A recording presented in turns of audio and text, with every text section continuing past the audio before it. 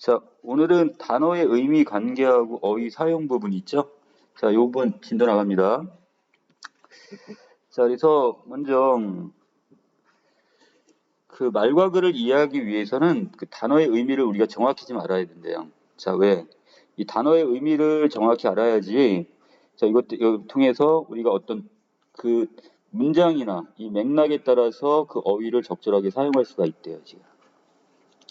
자, 그래서, 자, 1번으로 바로 내려가시면요. 지금 다가서기 부분이 있는데, 자, 들다라는 어떤 단어에 다양한 의미가 지금 쭉 나와 있는데, 자, 기억부터 해가서, 자, 이 들다, 뭐, 들어서도 들었다, 뭐, 이런 문장에 지금 단어들을 썼습니다. 자, 옆에 첫 번째 기억에 있는 든이는 어떤 의미예요? 밖에서 속이나 안으로 향해 가거나 오거다, 자, 오다 이런 뜻인데, 자, 요때 의미가 뭐예요? 출입의 의미가 있는 거죠. 자, 그렇다면, 자, 조금 이따 하겠지만, 우리가 사전 같은 데를 찾아보면 이 들다 해가지고 단어들이 여러 개가 쭉 나온단 말이야. 자, 그래서 이 중에서 이렇게 단어가 이제 1번부터 같은 들다 안에 이렇게 여러 개가 있는데, 자, 이 중에서 어떤 것은 중심적 의미로 쓰였고, 자, 어떤 것들은 이제 거기에 주변적 의미로 쓰이게 되는 거예요. 자, 그래서 자, 기억처럼 어떤 내부로 들어가다 이런 의미도 되겠지만, 니은처럼 어떤 방이나 집 따위에 있거나 거처를 정해 머무르다. 자, 이럴 때 쓰는 하숙집에 들었다 이렇게 쓸 수도 있고요. 자, 그다음에 자, 수면을 취하기 위해 장소에 가거나 오다인데, 자, 그런 자리에 들어서도, 그러니까 자, 잠자리를 얘기하는 거죠. 자, 수면을 위해서 잠자리에 들어서도. 자, 리얼에서는요. 자, 어떤 일이나 기상현상이 일어나다 이거니까, 자, 여기서는 어떤 일이 풍년이 들었다, 풍년이 어떤 상황이 되었다 이렇게 보시면 되겠고, 자, 미음에서는 나이가 많아지다 의미에 자, 나이가 많이 들어 이럴 때도 쓸 수가 있대요. 자, 비읍에서는요, 버릇이나 습관이 몸에 배다 이때, 자, 몸에 배는 것, 자, 습관이 들다 이렇게 해석을 했고요. 자, 시옷 부분에서는 자, 식물의 어떤 뿌리나 열매가 속이 단단한 상태. 자, 그래서 벼의 알이 알차게 들었다 할 때 열매가 속에 단단히 들어있는 상태. 알곡이 차다 이런 뜻이 되겠죠. 자, 표 밑으로 내려갑니다. 이렇게 일반적으로 하나의 단어가 여러 개의 의미로 쓰이는 경우가 많은데, 자, 이때 들다는 이 동사처럼 일상에서 자주 사용하는 말들은 여러 가지 상황에 다양한 의미로 쓰이게 된대요. 자, 이때 하나의 어떤 단어가 여러 개의 의미로 이렇게 쓰이는 단어를 우리는 뭐라 한다? 자, 이걸 다이어라고 합니다. 자, 이때 마늘 다자에 이때 의는 뜨드이자로 해석하시면 돼요. 자, 이때 다이어는 지금 두 가지, 중심적 의미와 주변적 의미 두 가지로 해석이 되는데, 자, 동그라미 기억은요, 자, 밖에서 속이나 안으로 향해 가거나 오거다 이런 뜻이니까 이게 바로 가장 기본적인 의미가 되겠죠. 그리고 핵심적인 의미가 될 거예요. 이런 걸 우리는 중심적 의미다 이렇게 얘기합니다. 자, 거기에 비해서 자, 니은 시옷은 이 중심적 의미가 어떻게 된 거야? 이제 확장된, 그러니까 중심적 의미라기보다는 이게 좀 더 확장된 의미예요. 이걸 우리는 주변적 의미라고 보는 겁니다. 자, 그래서 자, 다이어는 이렇게 중심적 의미와 주변적 의미를 갖게 된다. 이렇게 보시면 될 것 같고요. 자, 그 아래로 내려가시면 어떤 나라가 지니고 있는 가장 기본적이며 객관적인 의미. 자, 이거 우리가 보통 사전에 찾았을 때 나와 있는 가장 기본적이고 객관적 의미를 사전적 의미라고 한다면, 자, 여기에서 이 사전적 의미에 덧붙여서 우리가 연상이나 관습 등에 의해, 이거 문학 같은 데서 이것을 어떤 그 안에 어떤 내포적 의미를 갖게 되겠죠. 자, 이런 걸 우리는 뭐라 한다? 이걸 함축적 의미 이렇게 얘기를 합니다. 자, 여기서 한 가지만 더 보고 갈까요? 자, 여기 아래 보시면 일단 산이라는 단어가 있는데, 자, 이 산을 자, 사전적 의미하고 함축적 의미로 나눈다면, 자, 우리가 가장 객관적이고 일반적인 어떤 의미, 이게 바로 사전적 의미로 본다면, 평지보다 높이 솟아있는 땅의 일부분을 나타낸다면, 함축적 의미는 이게 고향에 대한 그리움이 될 수도 있고, 자, 또는 진취적인 지상을 의미할 수도 있고, 삶의 어떤 고난이나 역경을 의미하게 되죠. 이게 바로 뭐가 되는 거야? 이게 함축적 의미가 됩니다. 자, 그래서 이 시와 같은 문학 작품의 경우에는 주로 이 함축적 의미에 의지해서 자, 작품을 창작하고 감상합니다. 자, 그래서 이 문학 작품인 경우는 사전적 의미보다는 이 함축적 의미를 사용하게 된다 이 뜻이 되겠죠. 자, 그 다음 위 페이지에 지금 다시 89쪽으로 좀 가서 볼 게 하나 있습니다. 자, 그 왼쪽 날개 부분에 보시면 이 다이어하고 동음 이의어를 지금 구분해 놨는데요. 여러분들이 제일 많이 혼동하는 문제, 그리고 우리가 모의고사 문제를 풀다 보면 가끔 가다가 이게 다이어냐 동음 이의어냐를 물어보는 경우가 있어요. 자, 이걸 어떻게 구분하냐? 자, 이 말의 뿌리가 원래 하나였어. 자, 원래부터 하나의 어떤 단어에서 이게 파생이 됐으면 이것은 우리는 다이어라고 보시면 돼요. 자, 그리고 이것은 자, 유연성이 좀 있어요. 자, 거기 동음 이어라는 것은 어떤 거냐? 기온이 달라요. 그러니까 말뿌리를 찾아가면 만나질 않아요. 그래서 똑같은 의미처럼 보이는데 완전히 다른 경우가 있죠. 자, 예를 들어 우리가 손 이렇게 얘기를 한다면 자, 우리 신체 일부분의 손하고요. 우리 손님을 우리는 손 이렇게 표현할 수 있겠죠. 이때 손은 손님 할 때 손과 그 다음에 신체의 손은 완전히 다른 거죠. 소리는 똑같아요. 자, 이런 것들 아니면 우리가 그 신체 일부분인 눈과 내리는 눈은 지금 어떻게 소리는 똑같이 눈으로 나지만 뭐 길이는 조금 다르지만 자, 이런 것들을 우리는 뭐라 한다? 동음 이의어라고 하는 겁니다. 얘들은 그 사전에 가면 그 근원을 찾아갔을 때 말뿌리가 같지가 않아요. 이걸 동음 이의어 이렇게 나누시면 됩니다. 자, 다시 내려와서 그 다음 장입니다. 자, 이번에 다시 우리는 사람들이 하는 말만 듣고도 그 사람이 어느 지역 출신인지, 어느 사회적 지위를 갖고 있는지, 자, 어느 정도의 교양 수준을 갖고 있는지를 알 수 있는데, 자, 이렇게 그 사람이 사용하는 사람의 그 사회적 환경과 관련된 의미를 전달하는 것을 우리 뭐란다? 자, 이것을 우리는 사회적 의미다 이렇게 얘기를 합니다. 사회적 의미. 자, 여러 단어 가운데서 어떤 단어를 선택하느냐에 따라서 이러한 사회적 의미가 달라질 수가 있겠죠. 자, 예를 들어서 어떤 사람은 상당히 좀 교양 있는 말을 쓰는데 어떤 사람은 비속어를 썼다면 자, 이것도 그 사람의 교양적 수준을 알 수 있으니까 이것도 사회적 의미로 구분할 수가 있는 거죠. 자, 아래로 내려갑니다.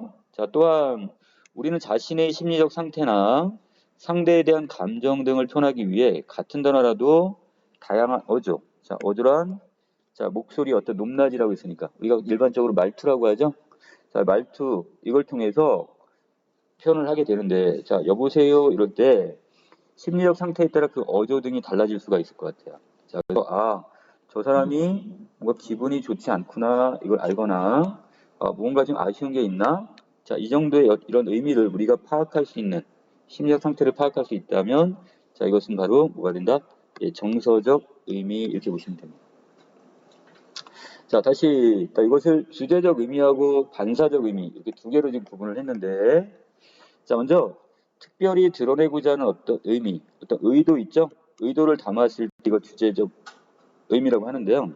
예를 들어서 어순을 바꾸는 도치법을 쓰거나 또 특정한 부분을 강조해서 발음하는 경우가 있죠. 약간 좀 강하게 강세를 둬갖고 발음하는 경우가 있어요. 자, 이런 것들이 바로 주제적 의미라고 보시면 될 것 같고요. 자, 반사적 의미란 원래의 뜻과는 아무 관련성이 없어요. 자, 그런데 거기서 우리가 무엇인가를 연상하게 됐다면 자, 이게 바로 반사적 의미가 됩니다. 자, 그래서 자, 한송이 할 때 자, 한시 성을 가진 이름은 송인 것 같아요. 자, 근데 우리가 이것을 그 사람의 이름을 듣고 예, 한송입니다 그랬는데 꽃을 연상을 했거나 이랬다면 이거는 반사적 의미군 이렇게 보시면 되겠죠. 자, 여기까지 됐어요? 자, 확인하기 갑니다. 자, 여기 보면 신체 부위를 가리키는 단어 가운데 다이어가 좀 많대요. 자, 머리를 예를 들었습니다. 자, 머리의 중심적 의미는 결국 어떻게 신체 일부분을 나타낼 때 쓰는 거. 자, 이렇게된 지금 중심적 의미로 쓰였고요. 자, 거기에 비해서 자, 주변적 의미에 뭐가 있어요? 자, 자, 생각하고 판단하는 능력. 자, 머리가 없어? 이렇게 하는 경우도 있거나 자, 그 다음에 우리가 글자 윗부분에 있는 부수나 단체 우두머리를 나타낼 수도 있죠. 자, 그리고 어떤 첫머리 이럴 때 쓰는 시작이나 처음을 나타낼 수도 있고요. 자, 문구의 어떤 시작. 자, 그 다음에 한쪽 옆이나 가장자리 내지 일의 한 차례나 한 판. 음표의 머리. 자, 이것도 다 머리란 말을 쓰는데 자, 여기 이 가로 2번은요. 어디서 나온 말이에요? 가로 1번에서 파생된 말들이겠죠. 그럼 이 녀석들은 사전에서 찾으면 다 어디서 만나겠어요? 자, 머리라는 하나의 단어 안에 그 밑으로 이렇게 아래로 해갖고 다시 쭉 있을 거예요. 자, 이런 것들은 바로 뭐가 된다? 다이어가 되는 거죠.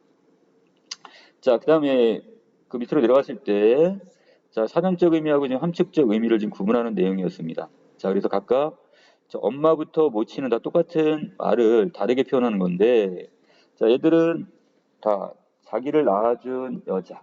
자, 이것을 자, 동일한 의미를 갖게 되는데 사전적으로는 자, 하지만 이것들을 함축적 의미 입장에서는 약간 다르게 느낄 수가 있겠죠.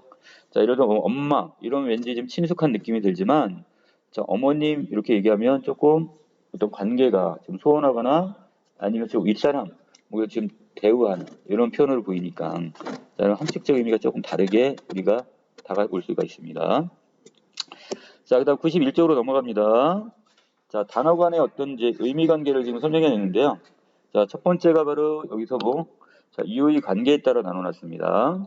자, 유의란 말은 비슷하단 말이죠. 자, 그래서 자, 여기 점 두 개가 있는데 하나는 가끔이란 단어가 가끔이 있는데요.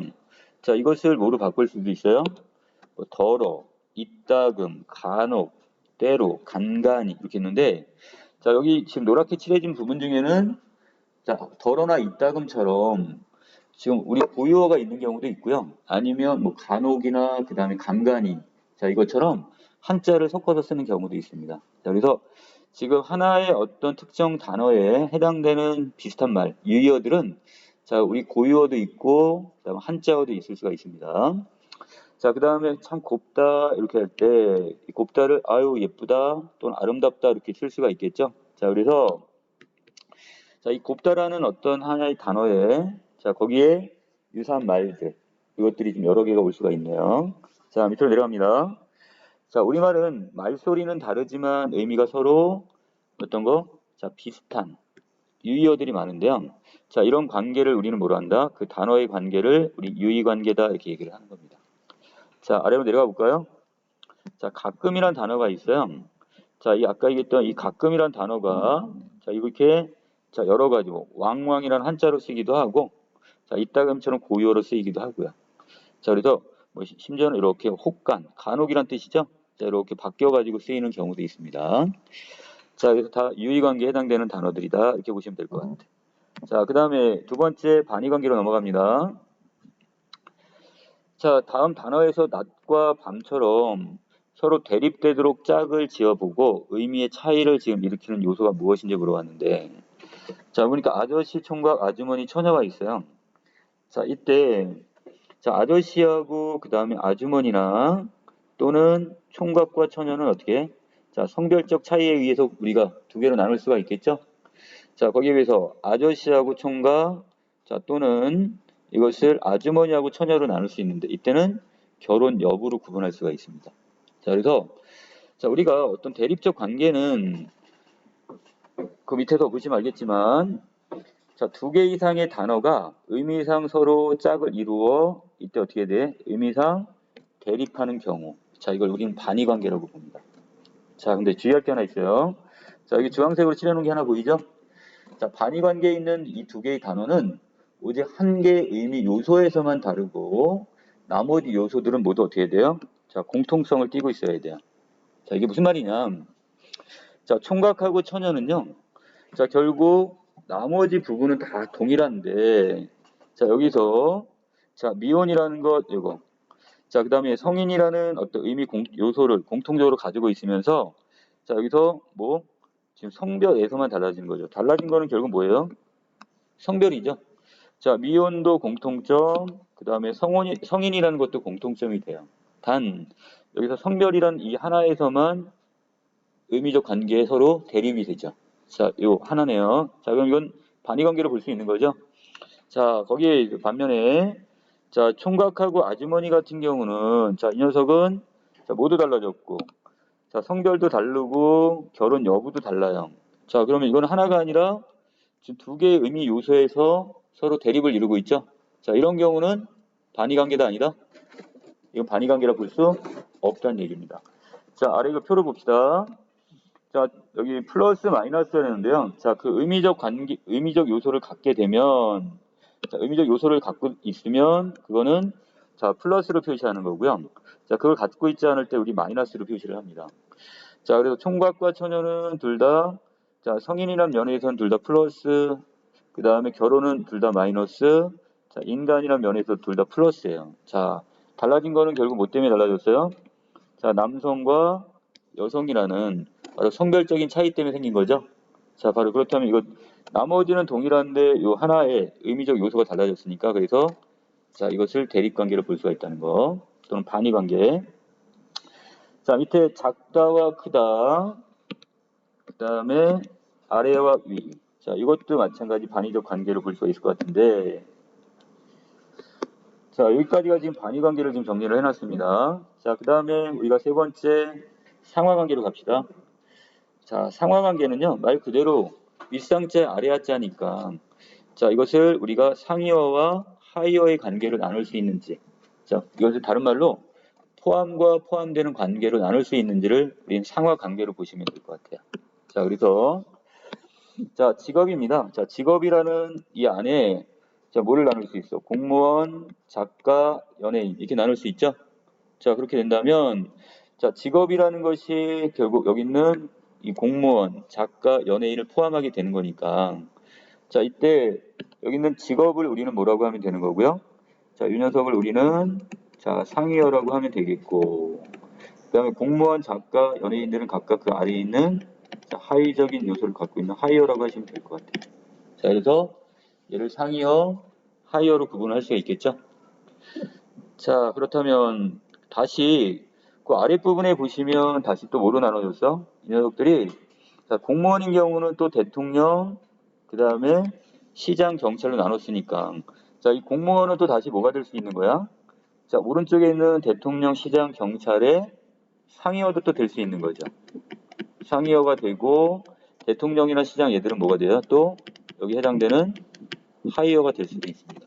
자, 그렇다면 이것은 딱 정해져 있는 게 아니라 자, 이것이 어떤 무엇을 기준으로 우리가 나눌 거냐에 따라서 분류할 거냐에 따라서 자, 이것이 상위어와 하위어로 나눠지는데 그 하위어는 또 다른 것의 상위어가 될 수도 있어요. 마찬가지겠죠? 자, 여기는 상위어인 직업도 마찬가지 이것이 더 올라간다면 다른 것의 하위어가 될 수도 있는 거죠. 자, 여기 따라 이것은 구분되니까. 자, 이거 주의하시고. 자, 표 밑으로 갑니다. 한쪽이 의미상 다른 쪽을 포함하거나 다른 쪽에 포함되는 의미 관계를 우리는 상하 관계라고 하는데, 자, 이때 포함하는 단어를 우리는 상위어에다 집어넣고요. 자, 거기 포함되는 단어를 하위어에다 집어넣습니다. 자, 그래서 아까 했던 내용이네요. 자, 그래서 직업과 작가 이 관계를 가지고 또 작가와 시인의 관계를 갖고 각각 상하위로 나눌 수 있다는 거. 자, 아래로 바로 내려갑니다. 이 상하관계를 형성하는 단어들은 자, 여기 주의할 거 상위어일수록 자, 일반적이면서 어떤 의미를 갖게 된다? 자, 일반적이면서 포괄적인 의미를 갖게 되고요. 포괄이 뭐야? 넓게 다 포함한다는 뜻이겠죠? 자, 거기에 비해서 하이어일수록 개별적이면서 그 다음에 한정적, 특정한 어떤 한계, 정해져 있는 범위가 있다는 것을 한정적이라고 했으니까 자, 이렇게 보시면 될 것 같습니다. 자, 확인하기 문제. 자, 예쁘다는 단어를 주고 자, 이걸 지금 반의관계로서 지금 유의관계와 반의관계로서 지금 나누라고 했는데 자, 여기서 뭐 유의관계에는 뭐가 있을 수가 있고 아름답다나 곱다가 있을 수 있고 반의관계에 예쁘다에 여기에서 고약하다, 밉다 이런 반의적 관계 성립할 수 있겠죠? 자, 그 다음에 밑에 이번에 상하이 관계를 지금 설명한 것 같은데 상하관계 자, 사람은 남자의 상위어가 되는 거고요. 자, 그 다음에 화살표 아래에 있는 남자는 이것의 상대적으로 하위어가 됩니다. 자, 그 다음에 여자와 남자는 뭐야? 성별에 따라서 이것은 다시 이렇게 나눠질 수가 있으니까 자, 반의 관계가 되는 거고요. 자, 여자에서 다시 여성 이것은 비슷한 말. 자, 유사한 말이 되는 거니까 바로 유의어가 되겠죠. 자, 그 다음에 93쪽에 학습활동 들어갑니다. 자, 여기서 자, 용어를 지금 전체적인 용어에 대한 설명이 나와 있네요. 자, 먼저 단어에서 가장 기본적이며 핵심적 의미를 갖는 것을 우리는 뭐라고 하고, 자, 이걸 우리는 중심적 의미라고 합니다. 자, 두 번째, 단어를 사용하는 사람의 사회적 환경이나 환경과 관련된 의미를 우리는 뭐 사회적 의미 이렇게 보시면 될 것 같고요. 자, 이 다음에 두 개 이상의 단어가 의미상 서로 짝을 이루 어떻게 대립하는 관계를 반의관계. 자, 그 다음에 비슷한 단어나 단어 사이의 관계를 우리는 유의관계. 자, 그 다음에 어떤 단어가 의미상 다른 단어를 포함하거나 포함되는 관계를 상하관계 이렇게 나누시면 될 거죠. 자, 적용하기입니다. 자, 여기다가 벌써라는 단어하고요. 다음에 임이라는 단어가 있는데, 자, 요 두 녀석을 여기다가 좀 집어넣어 보려고 해요. 자, 그런데, 자, 어떤 경우는 이것이 성립하는 경우도 있지만, 어떤 경우는 성립하지 않아요. 우리가 보통 벌써나 임이, 이걸 우리가 유의어로 볼 수도 있지만, 유의어가 아닐 수도 있다는 얘기예요. 자, 상점의 문은 지금 벌써 닫혀 있다, 또 이미 닫혀 있다. 이때 같은 경우는 두 개가 유의관계로 볼 수 있겠죠? 자, 거기에 비해서, 이제 많은 사람들이 지금 벌써 집으로 갔다와 이미 집으로 갔다. 이건 가능하네요. 자, 그리고 친구도 벌써 어린아이가 아니다. 이미 어린아이가 아니갔는데. 자, 이건 아래에 좀 볼 게 있네요. 벌써를 자, 이미 여기서 이미 오래전의 의미로 쓴다면 그 친구는 벌써 어린아이가 아니다 같이 쓸 수도 있대. 자, 그렇지만 다만 이 표현보다는 우리가 어떻게 여기는 벌써보다는 뭘 많이 쓴다는 얘기예요? 자, 외래 임의를 쓸 때가 좀 더 자연스럽다는 거죠. 자, 그래서 둘 다 문법적 관계에서 이것은 틀린 문장은 아니다. 자, 이거 기억해 놓으시고요. 자, 거기에 비해서요. 마지막 문장에서 벌써 일어나려고 이미 일어나려고 할 때, 자, 이런 경우에 뭘 쓸 수 없다고요? 임이라는 말은 자, 임이라는 말은 여기서 쓸 수 있다 없다? 얘는 사용할 수가 없습니다. 자, 이때는 유의관계가 성립하지 않는다는 얘기겠네요. 자, 아래 갑니다. 3번. 자, 여기서 하나의 단어에 여러 개의 단어들이 의미상 대립하는 경우도 있는데, 자, 그래서 우리가 여기서 가다라는 단어는요, 어떤 상황에 따라서 이것이 오다를 쓸 수도 있고요. 자, 그 다음에, 자, 어떤 움직이는 것, 동작을 나타낼 때 가다의 의미를, 가다가 어떤 중간에 서다, 내지는 멈추다를 쓸 수 있겠죠? 자, 그 다음에 모임에 가다를 모임에 빠지다 이렇게 쓸 수 있다면, 자, 여기서 자, 현진아, 가다는 지금 결국 어떻게 하나의 어떤 특정한 단어가 자, 여기 그 상황에 따라서 문맥에 따라서 어떻게 된다? 여러 개의 반의어를 가질 수 있다. 됐니? 자, 그 다음에 벗다도 마찬가지네요. 자, 옷을 벗다, 옷을 입다 이렇게 쓸 수 있고 자, 그 다음에 자, 여기서 뭐 또 반지나 이것을 벗다, 반지를 끼다 이렇게 볼 수도 있고 그 다음에 신다와 벗다, 신발. 자, 모자를 쓰다와 벗다, 책임을 지다와 책임을 벗어나다. 이렇게 볼 수도 있는 거죠. 자, 여기에 따라서 반의어가 여러 개 존재하는 이유가 뭐냐, 그걸 물어봤어요. 자, 이것은 한 단어가 다양한 의미를 가지고 있으면 그 다양한 의미 각각에 대한 반의어가 따로따로 존재한다는 것이죠. 자, 이것 때문에 여러 개의 반의어가 존재할 수 있다. 자, 94쪽 갑니다. 자, 4번인데요. 자, 우리가 보통 신체의 일부분이었던 손이 있는데, 자, 이 손이란 녀석을 지금 어떻게 중심적 의미와 주변적 의미로 지금 나누래요. 자, 동그라미 기억입니다. 할머니는 손자의 손에 용돈을 쥐어 주었다고요. 자, 여기에서 자, 니은 부분에서는 어떤 의미가 되는 거야? 아, 이것은 일손이 부족하다의 의미로 쓰였고, 자, 디귿 부분에서는 뭐 마을 사람들의 손을 빌리지 않고는 가일거질 할 수 없다니까 그 사람들의 어떤 노동력 이런 걸 의미하는 것 같고 자 리을 부분에서는 자 모든 것이 너의 손에 달려 있어 이렇게 얘기했으니까 자 이때 너의 어떤 영향력 내지 권한을 의미할 수도 있습니다. 자 그리고 미음은 사람들 손에 놀아나지 않도록 조심해라 그때 사람들의 어떤 수완이나 꽤 자 이렇게 해석이 되죠. 자 아랫부분에 갑니다. 자 이때 자, 동그라미 기억이 뭐가 되는 거예요? 자, 자, 동그라미 기억이 바로 중심적 의미가 되는 거고, 자, 나머지 니은, 디귿, 리을, 미음은 자, 주변적 의미로 쓰였다고 보시면 되겠죠. 자, 그러면 이렇게 중심적 의미와 주변적 의미로 나눴으니까, 자, 이 단어의 관계는 어떻게 보시면 될까요? 자, 여기서부터 기억부터 미음까지의 이 관계는 무슨 관계? 다이 관계. 이렇게 보셔야 되겠죠? 다이어들입니다. 다이어들. 다이어. 자, 가로 2번에 갑니다. 일의 결과를 바탕으로 손의 의미가 확대되는 과정을 지금 설명해 보렸는데, 자, 신체 일부를 나타내는 기본적 의미에서, 자, 먼저 기본적 의미가 먼저 결정이 돼야 되겠죠? 자, 그리고 이것을 손을 주로 사용하는 영역의 일들까지 점점 어떻게 추상화되는 과정으로 지금 바뀌고 있네요. 자, 그 다음에 5번에 가볼게요. 자, 집이라는 하나의 단어를 가지고, 자, 집이라는 단어를 가지고, 자, 이 녀석을 지금 여러 가지 의미적 관계로 지금 나눠놨습니다. 자, 보시면, 자, 먼저 집을, 이걸 상하관계로 본다면 어떻게 볼 수도 있대요? 자, 집을, 자, 겹집, 여러 가지 종류가 있으니까, 자, 이렇게 나눌 수도 있고, 또 한옥으로 나눌 수도 있고요. 자, 단독주택으로도 집을 나눌 수가 있겠죠?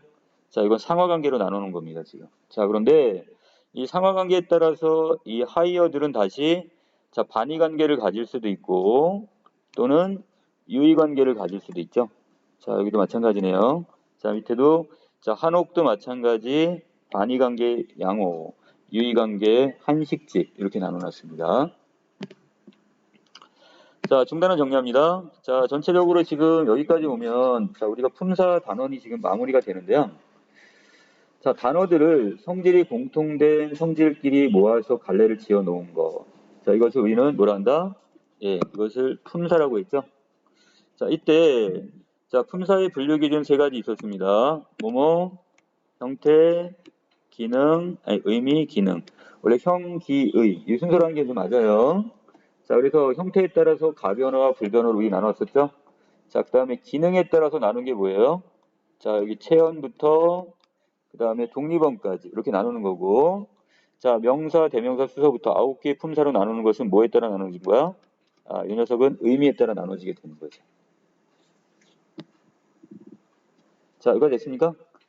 자, 그 다음에 우리가 또 뭘 배웠냐면 단어의 짜임을 배웠는데, 자, 단어는 자, 여기서 하나의 어근으로 이루어졌을 때 이것을 우리는 뭐라고 하고, 이걸 단일어라고 했고, 자, 두 개 이상의 형태에서 이루어졌을 때 이걸 우리는 복합어라고 했습니다. 자, 복합어는 자, 어떤 실질적 뜻을 가진 어근에 어근이 결합을 하면 이 경우는 합성어. 자, 어근에다 뭐가 붙었어요? 이렇게 접사가 결합을 했죠? 앞이나 뒤에. 자, 이런 녀석을 우리는 파생어라고 얘기했습니다. 자, 그 다음에 자, 오늘 배웠던 단어 간의 의미 관계인데요. 자, 어떤 말소리가 비슷한 관계, 자, 의미가 비슷한 관계를 자, 이 말소리보다 의미가 저희가 유의 관계라고 했죠. 자, 그래서 이 말소리는 같아. 근데 뜻이 다르면 그건 뭐? 자, 우리는 동음 이의어라고 했고요. 자, 그 다음에 유의 관계가 있었고, 자, 두 번째, 자, 대립하는 관계를 우리는 반의 관계, 그 다음에 서로 포함하거나 포함되는 관계를 우리는 상하 관계 이렇게 나누시면 될 것 같아요. 자, 마지막 부분에 여기에서 이 단어들은요, 생각을 말로 표현하는 기본적 단위예요. 자, 그래서 이 단어가 자, 뜻과 형태와 기능에 따라 아까 이게 품사의 분류 기준, 단어의 분류 기준이었죠? 자, 여기 따라 서로 다양하게 연결되어 있는데 그러므로 우리가 품사와 단어의 특성을 이해하고 단어가 어떻게 짜여져 있으면서 자, 그리고 그 원리를 탐구하고 단어 간의 의미 관계를 이해하는 활동. 자, 이걸 통해서 우리가 자, 어휘력과 표현력을 길러 더 적절하고 풍부한 언어를 사용할 수가 있게 되는 거죠. 자, 여기까지가 여러분들 지금 단어와 품사 단원 자, 마무리입니다. 자, 여기까지입니다. 이상입니다.